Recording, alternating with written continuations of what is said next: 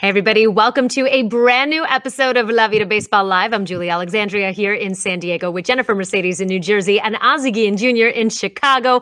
Ozzie, I hear it is cold in Chicago. I'm sure it's cold in New Jersey right now, but we just got off of a Valentine's Day weekend. How was your Valentine's Day, Heart Day weekend, Jen? Did you have a good one? Yeah, I had a good one with my family, my niece. I was like, you know what? I slept with my Valentine, which was my niece. But it's okay. That is adorable. Ozzie, you have a good one? Yeah, with my family. I was with both my kids. They were my Valentine. Got them some gifts. Hung out with Adela. Obviously, got my wife something, but it was cool. It was a nice. What'd you get her? What'd you get her? How much? How much? You know what? Sarah usually buys something and then says it's a Valentine's. We usually exchange something small. I do have a funny story though. She will have some stuff coming in the month of March. Because you forgot? No, because I ordered some stuff that are going to be delivered in March. You were like, oh man. No, I just realized, I'm like, when is this stuff going to arrive? And I looked at the shipping receipt and I was like, oh, delivery for March. Okay. Oh. But it happens, you know, we'll go to dinner sometime this week. It's freezing in Chicago. It's really, really cold. I don't think I've ever seen this much snow in such back-to-back days. But yeah, so getting outside is not fun right now. No, not at all. It's snowing everywhere. I think somebody wrote something I saw on social media that, hey, the mid-Northwest, you guys, your weather is drunk and on my porch. Come get it. Galveston, Texas. Yeah, it's kind of crazy to see all of the snow, but we got to see a lot of crazy weather on social media. We also got to see a lot of baseball players professing their love for their Valentines. It was cute. Some of it was cute. Some of it was a little questionable. Jen, you're laughing. I thought it was questionable. I'm like, why these overtures, the pomp and circumstance that everyone feels is pressure, right?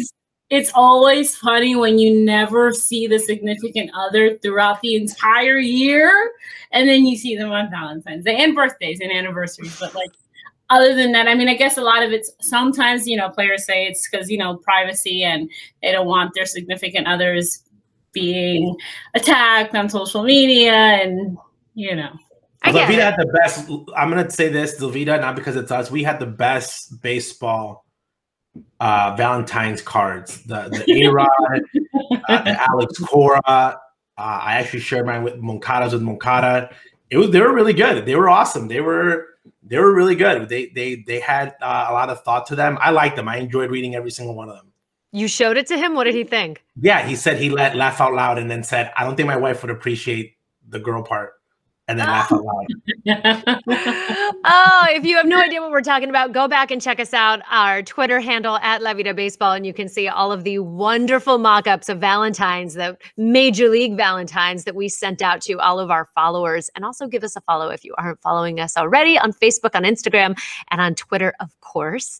Now let's get to some baseball news. And there was a lot of it over the weekend, some hot stove. Let's not lose sight of the fact that pitchers and catchers report in just 2 days, y'all. 2 days. It is February 15th. Pitchers and catchers report on the 17th. I'm excited. Are you guys stoked? Woohoo! It's happening. It's all happening. All right, so let's get to some news. Justin Turner, Yadi Correa. Oh my, there's lots to get to. Justin Turner announced on Twitter that he is remaining in Dodger Blue, and he just signed a 2-year, $34 million contract, phenomenal contract, in my opinion, with a 3rd-year club option. 36 years old, right? He's 36 years old. This is the biggest contract for a position player at his age, 36 years old, since Victor Martinez. So if that puts it into context for you, congratulations to Justin Turner and all he went through with the World Series. And then, of course, there was the offseason talk with the COVID and him joining the team on the field. But this is what I love about the deal. The Dodgers say they want to be contenders, right? So they stuck with what they knew. They stuck with what they know. They stuck with him at 3rd. Possibly there could be the rumor of the DH happening again in 2022, in which case he would be a perfect fit, right? Give the guy some rest. He'll be 37 next year. So this is a wonderful deal. And I think this is enough to spark the fear into the Padres lineup. What do you think, Jen? I think it's a good deal. I think it's good all around. When the possibility of Justin Turner not returning to the Dodgers, and I even heard a rumor about maybe him coming back to the Mets. I was like, no, he flourishes. He flourishes in LA, and he became who he became because he went to LA. And I think it's a perfect marriage. I'm really happy for him and the Dodgers to be able to have him back. I think it's awesome. And I think that, you know what, like, I think signing back somebody like Justin Turner just shows where the Dodgers want to be, and they know that they can repeat with the pieces that they already had. Yeah, and there's also no secret that he is a huge veteran presence, and he runs that clubhouse. And that is worth in spades, right, Ozzie? I think so. I think that's why he got the money that he got. There was rumors in Milwaukee, the Brewers wanted him. All these things that are happening, signing a guy that's 36 years old, guys going to teams where they're not going to be as useful defensively, tells me two things. The universal DH is coming back and owners are going to push for it, or the Dodgers definitely know that the strike is coming next year and they won't have to pay anyone their salary. Because that's a lot of money that they spend. I'm being serious. They might have one chance. They said, you know what? We don't know if we're going to have a season next year. Let's pay. Who cares? But I think that if no other team would have given Justin this amount of money, if what I mean is if it would have been any other player, I don't think the Dodgers go and pay him that much money for what he can bring on. I think they really considered his presence off the field in the clubhouse, what they've done. I'm sure their manager had a lot to do with it, and they wanted to keep some things the same. You know, they've been contenders every single year. The last 3 World Series, they've won one. The other ones, they've been in it. Maybe lost one to a team that might have been cheating. So he's been a part of that core. He's 36. He's not broken down. His production still has been holding up. So if he can still stay on the field, it was a good Dodger sign. I don't see if I would have been a GM in another team give him that much money, but the Dodgers did, and he deserves it. So good for him. And it's going to be a Dodger team that's coming back pretty much with everyone except Kike at this point and Jock. Yeah, I mean, when you look at the other contracts too, this has skyrocketed them into the tertiary level of the luxury tax, right? Now, they're going to be unloading a lot of salaries come next year with Kershaw and then Corey Seager potentially off the books. So with that in mind, what does this do for their draft pick as we look down the line? And then you look at the Padres and where they are. And again, I'm so in for this rivalry right now. Do you think that this could have implications in that respect, Ozzie? You know what? I think that it depends how you're going to build your team. You know, everyone wants to build their team with prospects. You don't have to do that if you're the Dodgers, okay? A first rounder doesn't mean that it has to land there. They're in Los Angeles. They can go and sign a guy as a free agent, a Latino free agent. You know, they don't have to be in the draft. And again, I think that when you have the money to build that way, you don't have to be as worried as if you were a team like Cleveland and losing first-round picks. They're in the right situation. They're sticking with their guys. I think that when guys come off, they'll sign a couple free agents that are probably going to be, you know, in the middle of their careers trying to make the next jump. But I think they're just building differently. It's ironic how Andrew Friedman went from having no money and being Mr. I save every penny, Tampa, I'm super into analytics, to comes to the Dodgers, and now he looks like he's like a Yankee GM in the 1990s. He just spend. I'm going after all my best players. But that's the philosophy they're going with. And as long as they keep putting rings on the board, that's what counts. So I think that for both the Dodgers and the Padres, if the Padres have a plan, they can't fall into the Dodgers, and the Dodgers can't fall into the Padres. So whoever sticks to their plans the best is going to win this whole thing. Well, Ozzie, I mean, with Friedman, I think you can only go as far as your ownership allows you to, right? So if they're saying free reign, then free reign. I also wanted to touch on, I see a lot of people complaining on Twitter and the socials about the Dodgers payroll and how there should be a cap, et cetera, et cetera, et cetera. But then people are also mad that Tampa doesn't have a high payroll. So you cannot have it both ways, people. Either you want players to get paid or you don't. Like, you know, either come to a consensus or not. The Dodgers got the money for it. Allow them to pay the players what they want, whatever they want.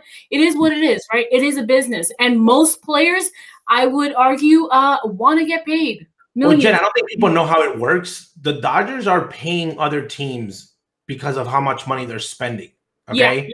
So in this whole luxury tax thing, I'm always in the part of the teams that are spending the money, because you've seen teams that have jumped. The Pittsburgh Pirates at this point have basically just collected for the past 20 years. The Seattle Mariners, I can't throw them in there because they did sign Cano at one point, you know, try to extend him.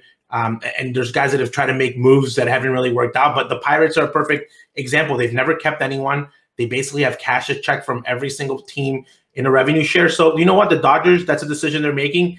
Putting this team together for them, it's not a freebie. They're paying a lot of money on top of what they're paying the players. So if that's what they want to do, they really want a ring. And you know what? I don't blame them. They've got a little taste of it in a 60-game season, and they're like, how much better is it going to be when we do it in 162? So I got to respect that. This is a topic for another day, but I was watching Bill Maher, and he was talking about, he was part owner of the Mets. He was a minority owner of the New York Mets, and he was talking about how the pandemic affected him.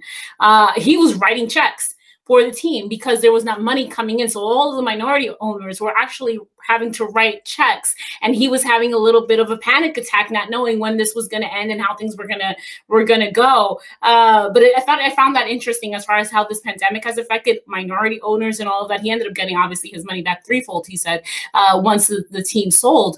But I think that, like you said, Ozzie, people don't understand how these things work. And if you want to complain, if you want to bring up these issues, first find out the business side of all of these things and how it is that teams like the Yankees, like the Dodgers, like the Mets actually help other teams who don't have that high payroll. All right. Well, from one veteran presence in the clubhouse to another veteran presence in the NL Central, we go to Yadier Molina, who got re-signed by his home, the Cardinals. This warmed my heart. I can't imagine Yadi playing for another team. He's just one of those guys that you're just like, please just re-sign him. He has to end his career, whenever that may be, as a Cardinal. Please. Yeah, it was the right decision. I think that maybe they learned from the Pujols signing as far as, just optics wise, we would have liked Pujols to finish his career with the St. Louis Cardinals. It's not out of, and it's not that it's not an option right now. I know I've heard a lot of people talking about that, but I'm happy to see Yadi back with the Cardinals. I know that he must be ecstatic to be back with the Cardinals. Adam Wainwright, his buddy, and then you've got Nolan Arenado as well. So they are now the favorites in their division. Do you think they've had many phone conversations, Arenado and Yadi? Absolutely, because I don't think Yadi comes back if they don't bring Arenado back. I don't think Wainwright's back if Arenado's not brought. I think that they assessed they were able to make a big move for a big player, and they said, we need Yadi. I don't think that our backup catcher right now, the young kid, is ready to take a pennant race. So let's bring Yadi back again. Yadi's a guy that when you look at the list of catchers, I know that they have all these crazy metrics, but I still consider him a top catcher on a top contending team. And I'm sure Wainwright had a say in it. I don't think Wainwright comes back to throw somebody else. So I'm sure that it was a collective decision made by the St. Louis Cardinals that this was the best decision moving forward. And I think sometimes I'm not a big fan of when teams lock themselves into players that, are not going to produce for them. I don't think Yadi's in that position. I still think that he'll carry his weight. Same thing with Wainwright. So they're Cardinals that deserve to be there, and the team is better with both of them on the roster today. All right, and let's head down south to where it's snowing in Houston. Carlos Correa settled in arbitration with the Astros. They lost Springer, but do you think that they will be contenders in 2021, Jen? We shall see, right? I think they struggled throughout last season, and that was not a full season. So I think we'll see what happens this season. Maybe everything kind of works itself, and having a complete season is something that's going to help them. But I think we'll see. They still are a very good team, with or without Trash Bags, but I think we'll see. All right. And just a quick note, back in Cubs blue, Jake from State Farm, Arrieta, they reached a one-year deal, $6 million. He was with the Cubs in 2013 to 2017, then had an injury-marred stint with the Phillies. Now he's back in blue. So congratulations to that deal being made. That just makes sense to me. It makes sense. I'm glad he's back. All right. Bernie Sanders and his mittens. He is not happy. He is none too pleased at MLB and their culling of the herd when it comes to the minor leagues, specifically the minor league team that plays in Vermont, from which he is a senator. So Bernie Sanders just unimpressed. Michaela is unimpressed. Bernie Sanders is unimpressed. He wrote a very heated statement on Twitter voicing his dissatisfaction. He condemned MLB's elimination of the Vermont Lake Monsters minor league team, and he is threatening some retaliation when it comes to retracting the huge tax breaks that they've given to MLB. He said Major League Baseball's announcement to eliminate the Vermont Lake Monsters and 39 other minor league teams has everything to do with greed. If Major League Baseball does not reconsider this proposal, I think it's time for Congress to rescind the huge tax breaks it has received. Now, those are fighting words when you're talking about money and MLB this season, especially right now, right, Ozzie? I think it's very cute of Bernie. Good luck, Bernie. You're not fighting Major League Baseball. You're fighting professional sports teams. Okay, that's the number one issue. The number two issue is the Vermont team had a chance to stay in the game. They needed to just come to a decision with the owners of Major League Baseball. We've seen a lot of shift. And a lot of people that are not involved in it very closely. We saw the St. Paul Saints, for example, a team that had always been independent, now jump into the minor league teams. We've seen teams like the King County Cougars, who were a minor league team, now become independent because I think for them financially that was a better move. It was 39 teams. It wasn't all minor league baseball. There was a raise amongst the player. I think Major League Baseball wanted more control of the minor leagues. They wanted to cut two to three levels out because everyone in baseball has been saying there was too many levels. 5 Class A's, night one, night daytime. They're just trying to reassess it and make it better for the future. For Bernie's, that's his prerogative. But when he used the word Major League Baseball, I think that he didn't do his homework, and it's professional sports teams because that's the NHL, the NBA, the NFL. They all fall under the same category. And Major League Baseball can come back and say, oh, by the way, out of all those professional leagues, we're the only one that actually has a minor league system because none of them actually do. They have a B team and they have the D League. Other teams, NHL, they have like one level. So when he goes after it, and it can happen, okay? Professional sports teams have been, granted a lot of tax breaks because they're a professional sports team, and this can start obviously the conversation. But Bernie's not just fighting MLB; he's fighting professional sports in the United States, probably one of the biggest industries in the country. But Ozzie, Major League Baseball is the only league who has most of the benefits that they get out of all of the sports in the United States. Major League Baseball has a very special relationship with the U.S. government. So I think him bringing up anything that could affect negatively. He'll lose this fight like he lost the election. I will put money on that. Or do you think he's taking it personally? Because I wonder if the team that was being taken out wasn't his, say he attends their games, they're in his home state. If it wasn't the Vermont Lake Monsters that was being part of that, he wouldn't care. Takeout, he wouldn't care. You know what he should be arguing? The part that the government should be arguing is the wage situation. Okay, the wage with minor league money. Okay, that's the part where if you go ahead and you're mad about the minor league structure being changed, it's okay, if you're going to give me that, and people amongst baseball think that, okay, like you took teams away, now you better add money to players' salaries in the minor leagues. And to their point, Major League Baseball is adding, right? There was an increase from like 30 to 75% or 71% in increase in wages. But again, to Bernie's point, and I agree with you, Ozzie. I mean, after reading into it and looking more into the subject, maybe there were too many levels. Maybe there was a better way to refocus minor league baseball. But before, Major League Baseball used to say, well, this is independently owned. We don't own these teams. We don't control the wages. Now they no longer have that as an excuse, Absolutely. Right? So if you're going to have these tax breaks, I want to see where that money is going. I want to see where these breaks are actually helping the stadiums. To increase the living wage, right? To increase the wages of these players to have a living wage, increase the quality of life that these players are having, and also be mindful of what these players are doing throughout the year, because a lot of the excuses that Major League Baseball puts forward is that, this is part-time job and the rest of the season they can get other jobs. We all know that being an athlete is 24/7. This is not a job, this is not a job where they can 3 months out of the year then go and do Uber and not focus on themselves. They could take 2 weeks off, but being an athlete is 100% 24/7 job. So I think Major League Baseball and the U.S. government can definitely start working on some of those things that we all know players really, really need. Absolutely. I agree. All right. Well, I don't care what you guys got, what anybody got for Valentine's Day. It does not compare to what Adrian Beltre got his daughter, unless you're Cardi B, because she got a really nice vacation from Offset and a whole lot of gifts. So unless you're Cardi and Offset or Adrian Beltre's daughter, you missed out on Valentine's Day. Check out this video. This is all the best from our socials roundup. Look at this.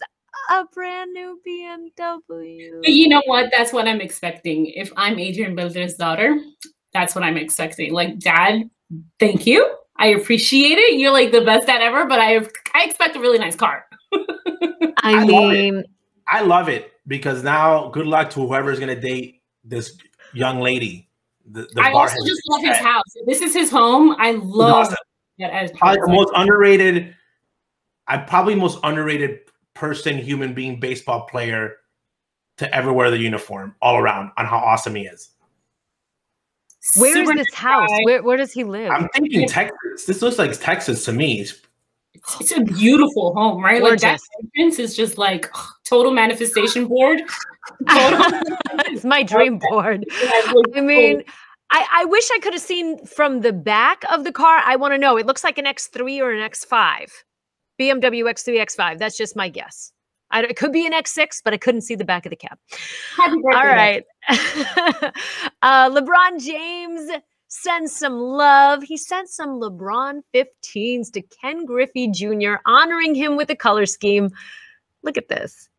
I love it. I love it. I think that, you know, there is no bigger, one of the biggest sports fans is LeBron James. Like, we see him really into all sports, not just basketball. Did he say that Ken Griffey was his favorite player? Yeah. Why are you laughing? It's just such a LeBron. I think it's awesome. Good for him sharing it. I think it's a very Ken Griffey thing. I think that Griffey's a guy that we're still talking about him today, so that's how awesome he is. Yeah. LeBron is like, he's a Yankees fan. He's an Indians fan. Maybe he liked him when he was with the. Maybe he liked him when he was at the Reds. Again, Akron's nowhere near, since like you would be an Indians fan out of Red. I don't know. It's just such a LeBron thing. You think it's all about him? It's just like, oh, you're my favorite player. You know, I'm wearing your number. It's like when it's like A-Rod. He talked to Dan Marino. Oh, I'm wearing 13 because of you. He talked to Cal Ripken. Oh, yeah. It's just when you can look stories up. Again, I think it's awesome. I think that the best part of this is the part that people don't know is the shoes being re-released. Okay. So the 24s with the color scheme are going to come back, which I think it's awesome. So I think cool.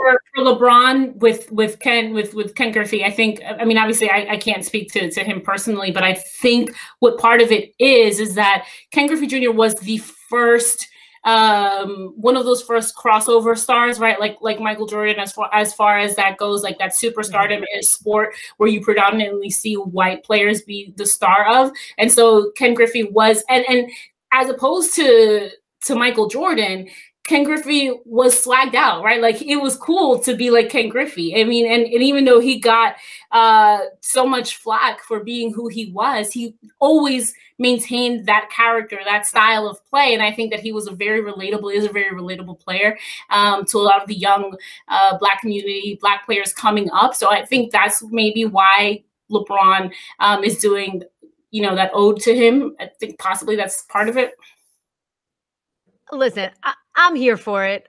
I love me some Ken Griffey Jr. Plus the hat backwards.